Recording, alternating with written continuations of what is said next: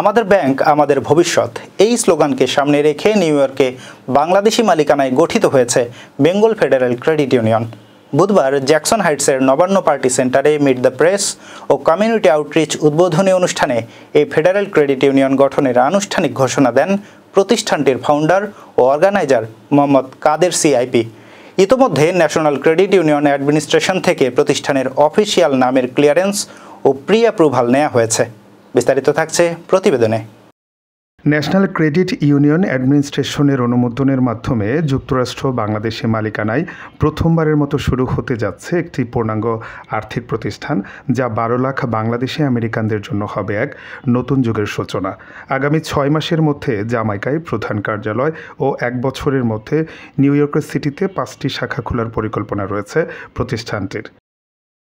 বর্তমানে প্রায় অলমোস্ট 12 লক্ষ বাংলাদেশি বসবাস করছেন, কিন্তু দুর্ভাগ্যজনক সত্য বাংলাদেশ স্বাধীনতার পর থেকে আজ পর্যন্ত অলমোস্ট 60 বছর চলে গেছে। কোনো বাংলাদেশি আজ পর্যন্ত একটা ফেডারেল ব্যাংক, ক্রেডিট ইউনিয়ন অথবা কোনো ফাইন্যান্সিয়াল কোনো সংগঠনের জন্য কখনোই ওরা স্টেপ নেয়নি অথবা সাকসেসফুলি হয়নি।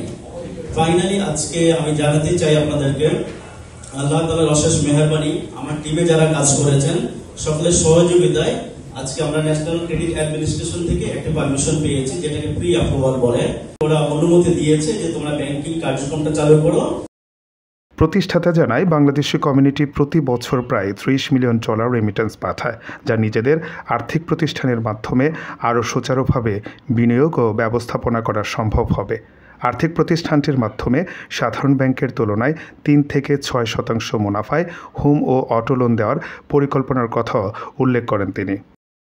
প্রত্যেকটা অ্যাকাউন্ট হোল্ডার এখানে মেম্বার, প্রত্যেকটা account holder, every voice is countable. যখন আপনি ব্যাংক চালু হবে, আপনি এটা মেম্বার হবেন, ইজ অনলি কস্ট $5 আপনি মেম্বার হয়ে গেলেন, দেন আপনি ব্যাংকিং কার্যক্রম যা যা আছে সমস্ত সার্ভিস নেবেন, 70% সার্ভিস থাকবে।